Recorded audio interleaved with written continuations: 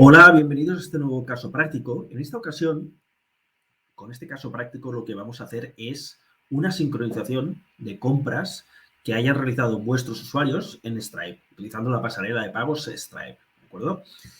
Como podéis ver, bueno, en este vídeo lo que voy a analizar son dos posibilidades de hacer esa sincronización, ¿de acuerdo? Con dos casos prácticos. Esos dos casos prácticos, junto con una hoja de Google que utilizaremos para guardar las compras, os lo podéis bajar directamente en el enlace que tenéis en la descripción, ¿de acuerdo?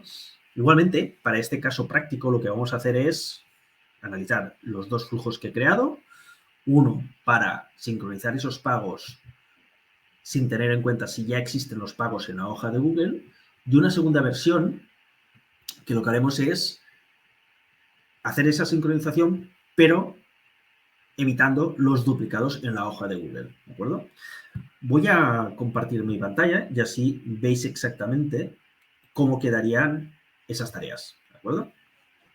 Muy bien, en la primera tarea, fijaros que básicamente yo lo que he hecho ha sido crear un flujo en el que recupero los 10 últimos cargos de Stripe, es decir, básicamente si conocéis Stripe, os conectáis a Stripe, copiáis la clave secreta y la agregáis directamente dentro de la credencial para Stripe, ¿de acuerdo? Una vez agregada esa credencial, podemos definir dentro del recurso Search, recuperar todas las operaciones que se hayan dado, por ejemplo, dentro de Stripe, ¿de acuerdo? Podemos hacer un recuperar todas, pero si tenéis muchas operaciones o muchos cargos, es poco práctico y puede suponer una sobrecarga brutal a nivel de llamadas a Stripe, ¿de acuerdo? Entonces, os recomiendo más limitar el número de cargos recuperados, ¿de acuerdo? Eso depende mucho, sobre todo, de vuestra operativa. Y luego, lo que necesitamos hacer es filtrar, ¿de acuerdo?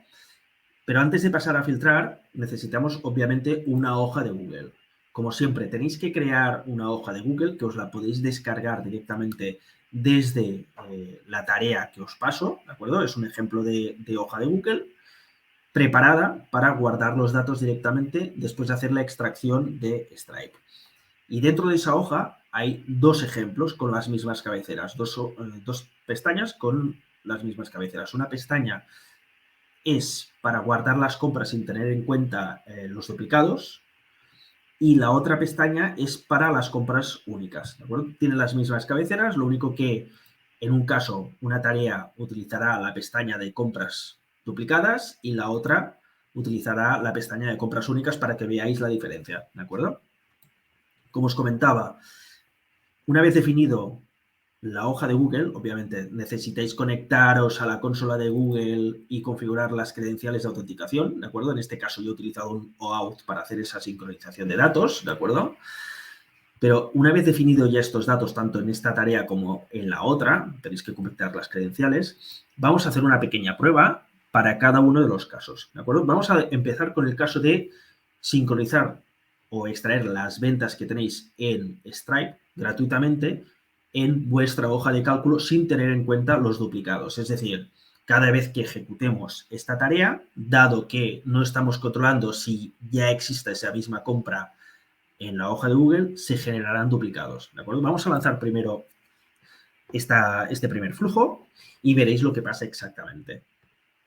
Muy bien, una vez ejecutamos este flujo, lo que pasará es que se recuperarán los últimos 10 cargos y una vez recuperados esos 10 cargos, lo que hacemos es comprobar qué tipos de cargos, es decir, qué estado tiene cada uno de los cargos. Porque puede ser que el cargo esté efectivamente pagado, como por ejemplo podéis comprobar desde aquí, ¿de acuerdo? Vamos aquí a pagos. Esta es mi entorno de desarrollo o de testeo de pagos de Stripe. Y fijaros que tenemos pues, diferentes tipos de pagos, ¿no? Tenemos pagos exitosos, tenemos pagos cancelados, tenemos diferentes tipos de pagos, ¿de acuerdo? En este caso, lo que nos interesa, obviamente, es solo guardar en la hoja de Google aquellos cargos que realmente han sido pagados, ¿no? Obviamente, aquí recuperamos los 10 últimos, pero fijaros que hay, dentro de los datos recuperados de Stripe, hay una columna que se llama paid, ¿de acuerdo? Que devuelve un true. Un true es un cargo que ha sido realmente pagado. y que realmente se ha cargado en el sistema, ¿de acuerdo? Muy bien.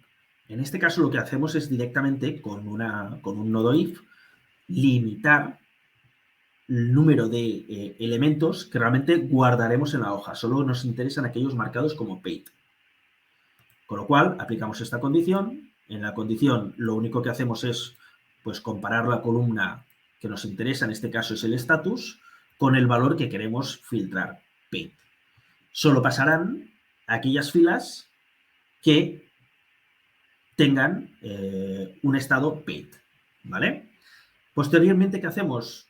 Acordaros que tenemos la hoja de Google con unas cabeceras concretas, ¿de acuerdo? Vamos aquí, fijaros que esto ya lo he ejecutado.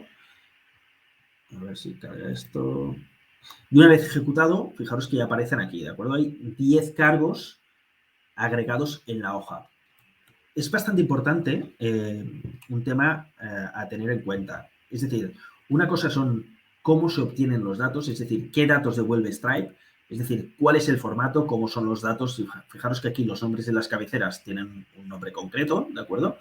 Pero, obviamente, en la hoja de Google tenemos unas cabeceras diferentes, ¿de acuerdo? Aquí lo más importante al final es adaptar los datos al formato necesario para nuestra hoja de Google. ¿Y esto cómo se hace? Pues esto se hace definiendo un set, es decir, definiendo qué columnas queremos guardar en la hoja, con qué nombres y ir asignando cada una de las columnas que tenemos en nuestra hoja en este set. Por ejemplo, en la primera tenemos un ID de compra, asignamos un ID de compra, pero en este caso el ID de compra lo tenemos que recuperar, por ejemplo, del valor que entra en este nodo que se llama ID, es decir, nuestro ID de compra, que es la columna ID de compra, está dentro del campo ID de Stripe. Para el tema moneda, por ejemplo, nos interesa guardar la moneda también, que es este campo de aquí, pues nos interesa saber en qué moneda se ha hecho esa compra. Pues creamos una propiedad moneda que se corresponde con el mismo nombre de la columna del Google Sheets y lo que hacemos es, sabemos que esa moneda, pues ese valor está dentro del campo currency, ¿de acuerdo? Pero fijaros que está minúscula. En este caso nos interesa guardarlo a mayúsculas para que tenga un mismo formato, ¿de acuerdo? Que siempre esté las monedas siempre en mayúscula.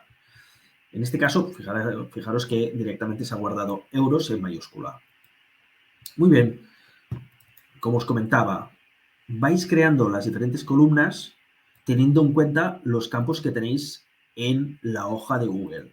Es decir, el nombre del campo, el nombre de la columna en la hoja de Google ha de tener una entrada en este set agregando todas las columnas que vosotros consideréis necesarias en la hoja de Google para pues, tener, por ejemplo, un histórico de compras, ¿no? Si os interesa, pues yo qué sé, agregar un campo que no está físicamente en este set, pues lo agregaríais aquí al final y veríais dónde está exactamente ese dato en los datos de Stripe, ¿de acuerdo? Recordaros que aquí tenéis los datos brutos de Stripe, aquí tenéis todos los datos que devuelve el sistema y lo único que haríais es en el set definir qué columna, el nombre de la columna de la hoja de Google y con qué dato de la fila de Stripe se corresponde, ¿de acuerdo? Fijaros que yo aquí lo que he hecho ha sido adaptar un poco todo, ¿vale?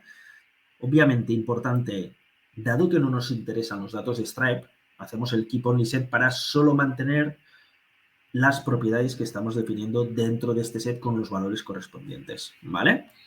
Es decir, fijaros que aquí al final tenemos pues 10 columnas, 10 filas con las diferentes columnas que hemos definido, ¿no? Pues por ejemplo, cantidad. Cantidad se recupera el dato de la cantidad dentro de Stripe.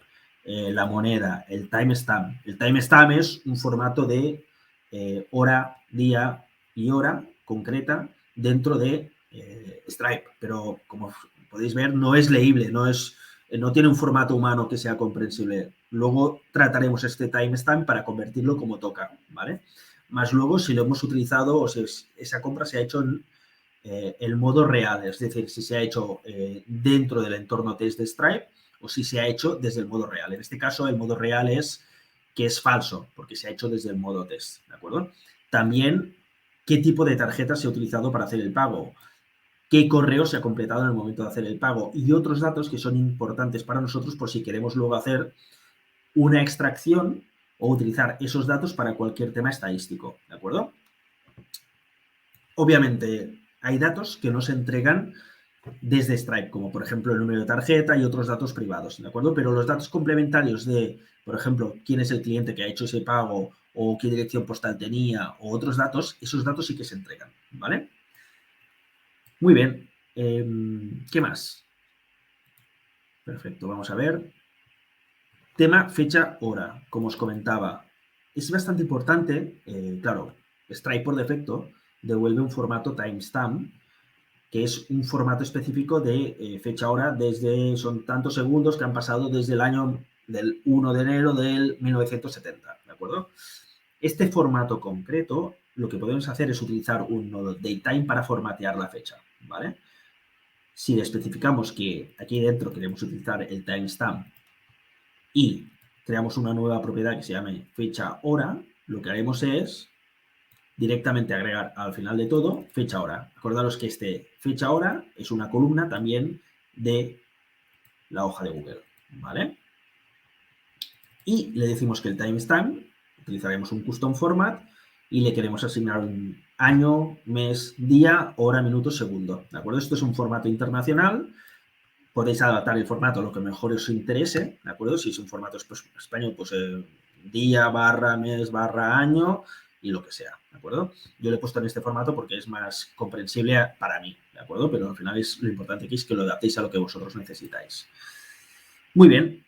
Y finalmente, Google Sheets. En Google Sheets lo único que decimos es en qué rango, bueno, obviamente en qué hoja queremos hacer el append. El append es agregar datos a la hoja. Y luego, ¿en qué rango? Es decir, el rango es bastante importante porque al final os permite agregar los datos dentro del rango. Es decir, imaginaros que tenéis una hoja muy, muy grande, con muchas columnas. Y las columnas, y hay columnas que están después de la Z, ¿vale? De la columna Z. Es decir, hay cabeceras y hay ciertas cabeceras que superan la columna Z, por ejemplo, en la columna AA. Y ahí tenéis un dato que queréis agregar. Pero ese dato, imaginaros que por lo que sea, solo habéis incluido el rango AZ, ¿vale? ¿Qué pasaría? Pues que a lo mejor habéis creado el set con esa columna con el valor para la cabecera que tenéis en la columna AA, pero en el momento de guardar, en el momento de hacer el append, no habéis especificado que esa columna está incluida en el rango, ¿vale? Es decir, aquí al final tenéis que especificar bien el rango teniendo en cuenta todas las columnas que queréis completar. Aquellas columnas que estén fuera del rango no se completarán con los datos que hayáis especificado en el momento de generar esas columnas, ¿vale? Esto es importante, hay que tenerlo en cuenta. Y el value input mode también es importante, row, ¿vale? En temas de, sobre todo el row es importante, tema de fechas, en temas de números, en diferentes temas que ya iréis viendo poco a poco, ¿vale? Muy bien. Esto, como os comentaba, claro, que al final hay un pequeño problema, que es, estamos hablando que cada vez que ejecutamos, es decir, aquí podríamos tener, por ejemplo, un cron, ¿no? Que lo que hacemos es que cada hora se ejecute este cron, ¿no? Pues decimos, pues, por ejemplo, cada hora a las horas en punto. Y podríamos este cron al principio de todo. Perfecto. Esto ya lo tenemos, ¿no? Y lo activamos. Y si ya lo activamos, cada hora se haría una petición Stripe y recuperaríamos los 10 últimos cargos. ¿Qué pasa? Que esto cada vez que se ejecute, vamos a hacer una prueba, cada vez que se ejecute esta tarea, lo que hará es recuperar los 10 últimos cargos que se hayan producido dentro de Stripe. ¿Eso qué supone? Pues eso supone que dentro de la hoja cada vez se irán agregando los 10 últimos cargos sin tener en cuenta si ese cargo ya estaba físicamente en la hoja. Es decir, tendréis duplicados en esa hoja. Con lo cual, a nivel de sincronización, no es demasiado práctico, porque al final tendréis duplicados en esa hoja de Google, en una base de datos, en lo que queráis. Con lo cual, lo que se tiene que hacer al final es comprobar si en esa hoja o en una base de datos tenemos ese identificador de compra. Solo si no tenemos el identificador de compra, lo que haríamos es agregar esa compra en la hoja, ¿vale? Con lo cual, lo que al final necesitamos es una tarea que nos permita comprobar si ese dato ya está físicamente en la hoja. Para lograrlo, ¿qué haremos? Pues para lograrlo hacemos una tarea que hace una consulta previa a Google Sheet y mira si esa compra ya existe en la hoja. Muy bien, y esta es la tarea concreta que permite hacer esta comprobación, ¿de acuerdo? Fijaros que el caso es muy parecido hasta aquí, ¿de acuerdo? Es decir, el ejemplo es muy parecido, recuperamos los 10 últimos cargos, aquí obviamente faltaría pues agregar el cron, ¿no? Tenemos exactamente este cron, que lo que haría es exactamente la misma consulta de antes, cada hora lo ejecutamos y le miramos las 10 últimas compras. Podemos ampliar la paginación, ¿de acuerdo? Es decir, podemos ampliar el número de compras. Imaginaos, si tenemos, si sabemos que cada compra, que cada hora hay, por ejemplo, 100 compras, para asegurarnos, en el caso de que suba mucho el volumen de compras, podríamos decir que recupere las 1000 últimas compras, por ejemplo. Y así nos aseguramos que todas las compras se sincronizan. Y si hay un incremento de compras, también se sincronizarían bien. Como os decía, haríamos exactamente lo mismo aquí, cada hora, y esto se ejecutaría, lo activaríamos y ya lo tendríamos habilitado, ¿vale? La diferencia principal, como podéis ver, es todo exactamente igual hasta aquí, hasta el formateamos fecha hora, ¿de acuerdo? Tenemos esto exactamente aquí, hasta formateamos fecha hora, ¿vale?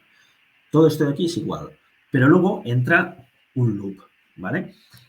El loop, en este caso es un loop que utiliza un nodo que se llama splitting batches, ¿vale? El splitting batches lo que hace es, pues, por ejemplo, suponer, ¿no? Hasta aquí tenemos exactamente lo mismo, ¿no? Ejecutamos y tenemos exactamente el mismo número de cargos, ¿no? Recuperamos los 10 últimos cargos.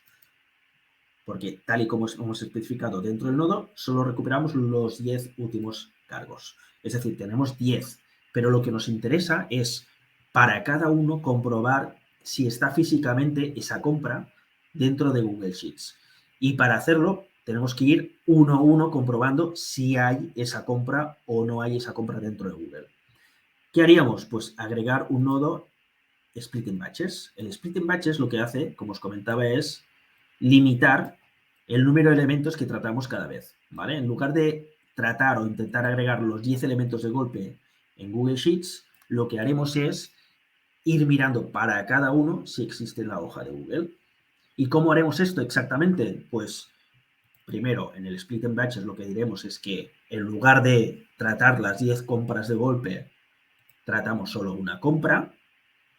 Y lo que haremos es, para cada una de las compras, le diremos que nuestros datos empiezan en la fila 1, que la columna, o sea, los identificadores están en la fila 0 y que queremos comprobar la columna I de compra con el valor que hemos asignado en este set de aquí, ¿de acuerdo? Vamos a hacer una pequeña prueba para que entendáis exactamente cómo funciona. Obviamente hemos configurado Google Sheets con una pestaña diferente, ¿de acuerdo? En lugar de guardarlo en AZ, directamente especificamos el nombre de la pestaña que se corresponde con esta pestaña de aquí, ¿de acuerdo? Esta pestaña de aquí es específica para las compras únicas. Vale, vamos a ver, hay un pequeño error. A probar de ejecutar.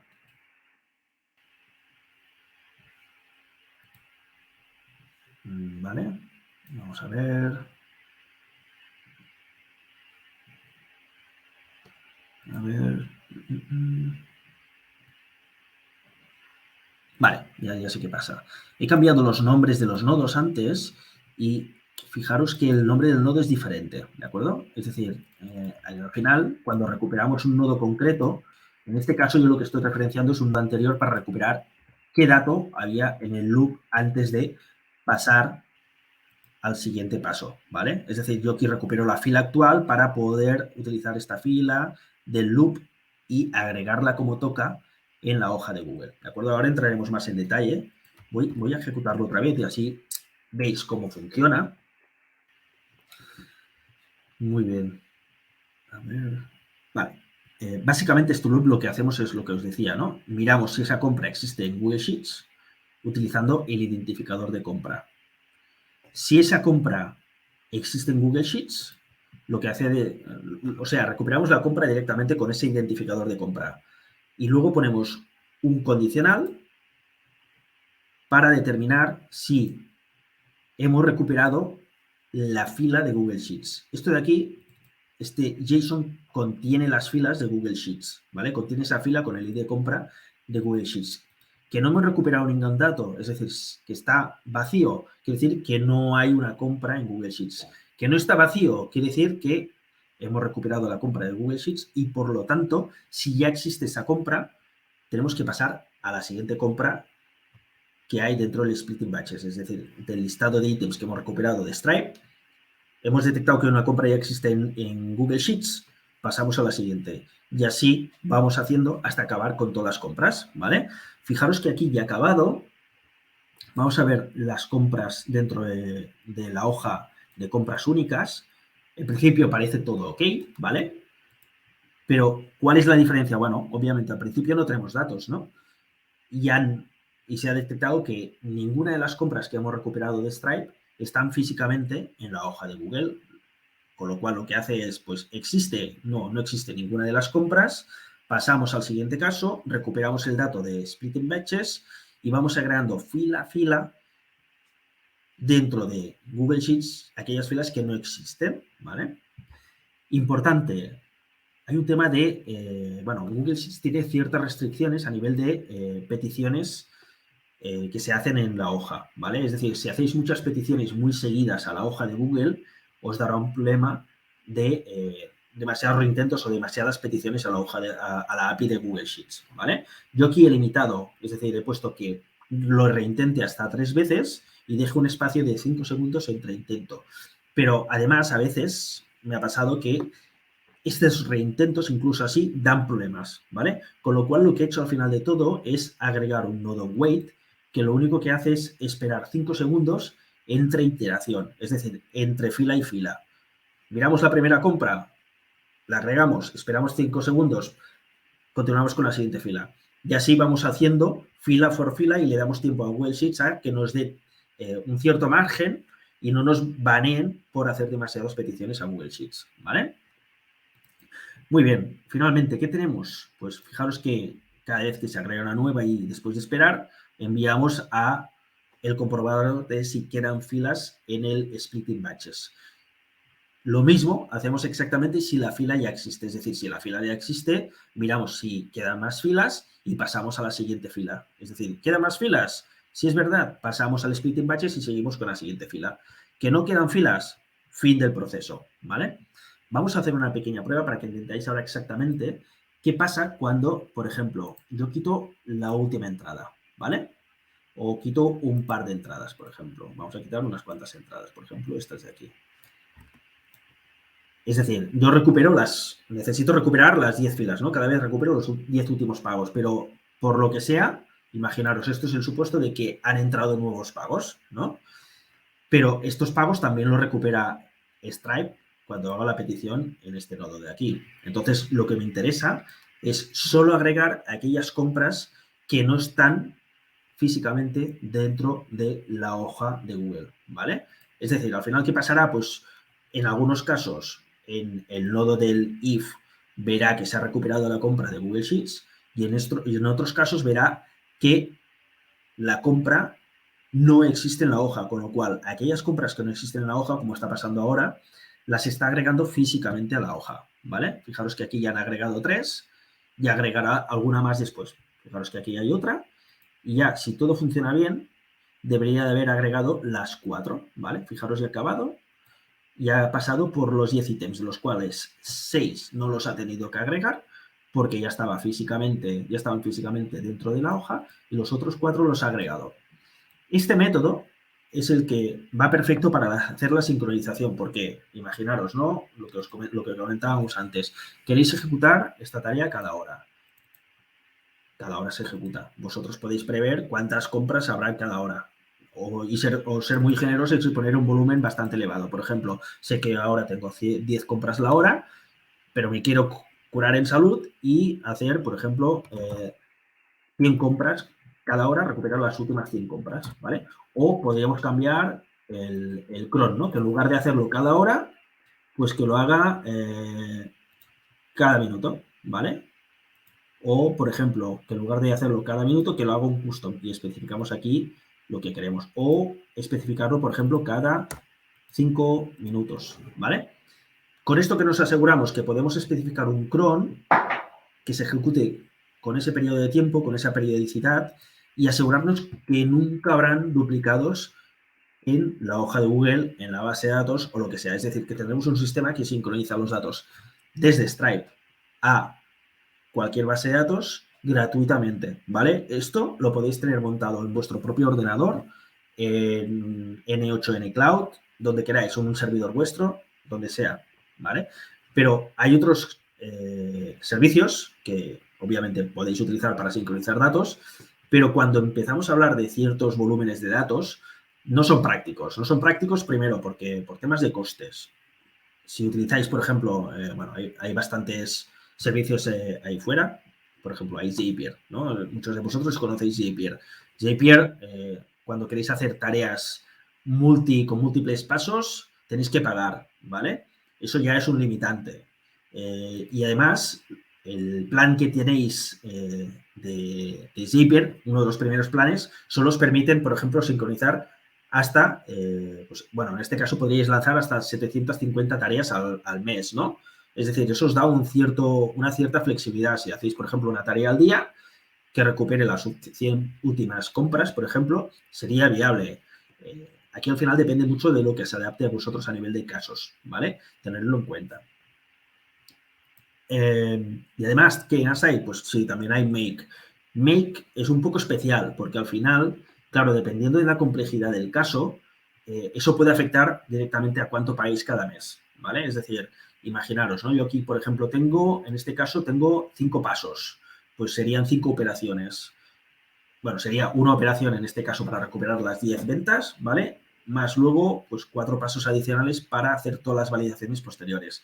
Pero si el caso se complica, es decir, si queréis hacer un sistema que solo agregue los casos únicos, esta sería una operación, pero luego tenéis para cada caso o para cada paso una operación independiente para cada fila. Eso hace que se multiplique todo mucho más rápidamente y podéis agotar fácilmente, por ejemplo, estas 10.000 operaciones mensuales. Aquí solo estamos hablando de el caso de sincronizar pagos, pero a lo mejor os pueden interesar automatizar otros temas. Con lo cual, a la mínima que hagáis cualquier tema más o menos complejo, esto se dispara ya directamente bastante, ¿vale? Es decir, claro, evidentemente podéis hacer un plan mensual o un plan anual, pero si queréis hacer ese tipo de actualizaciones más a menudo, claro, a la mínima que hacéis alguna tarea más avanzada, esas operaciones se agotarán muy rápidamente y digamos que no es práctico, o al menos para un cierto volumen ya no es práctico, ¿vale? Entonces tenéis que tenerlo en cuenta, ¿de acuerdo? Muy bien, pues más o menos hasta aquí este caso práctico de cómo podéis sincronizar los pagos desde Stripe con una hoja de Google. Lo mismo lo podéis aplicar a un MySQL, a un Mongo, a un Airtable, si queréis guardar las compras en un Airtable y que luego vuestros clientes puedan ver las compras o alguien del equipo pueda ver las compras, lo podríais hacer a través de Airtable o cualquier otra alternativa open source. En otros casos, en un caso del futuro, lo que haré es mostrar cómo hacer una sincronización en tiempo real cuando hay una compra en Stripe. Es decir, en este caso lo hacemos como por batches, ¿no? Es decir, por lotes. Cada hora se ejecuta esta tarea y hace la sincronización de los datos de forma fría, pero en el caso de que quisierais, por ejemplo, hacer una sincronización en caliente, es decir, nada más entrar la compra, disparar diferentes temas, por ejemplo, una notificación por Telegram, enviar un correo y otras historias, o crear una factura, os enseñaré cómo hacer exactamente eso con un webhook y con el trigger de Stripe. Si queréis estos dos casos que estáis viendo aquí, más la hoja de Google, os dejo el enlace debajo de este vídeo, ¿de acuerdo? Simplemente clicáis, implica un tiempo. Evidentemente podéis intentar reproducir este caso con los vídeos. Es un vídeo bastante largo que he intentado detallar bastante para que lo entendáis bien. Pero en el caso de que os queráis ahorrar montar estas dos tareas por vuestra cuenta, le dais al clic y es un precio ridículo para conseguir esta tarea que al menos tardaréis 3 o 4 horas para crear una tarea perfectamente o exactamente igual a las dos tareas que yo he hecho, ¿de acuerdo? Como siempre, si tenéis cualquier duda, sugerencia, comentario, estoy en la comunidad de N8N en español. Si tenéis dudas concretas de casos muy, muy concretos, la comunidad no está tan pensada para eso, ¿de acuerdo? La comunidad es más para casos simples, pero si queréis entrar más en detalle, pues desde Aprende N8N también tenéis la opción de reservar una hora, mirar exactamente qué os está pasando con vuestras tareas y os intentaré ayudar en todo lo posible para resolver esa tarea concretamente. Como siempre, muchas gracias por vuestra atención y que tengáis una buena semana. Hasta pronto.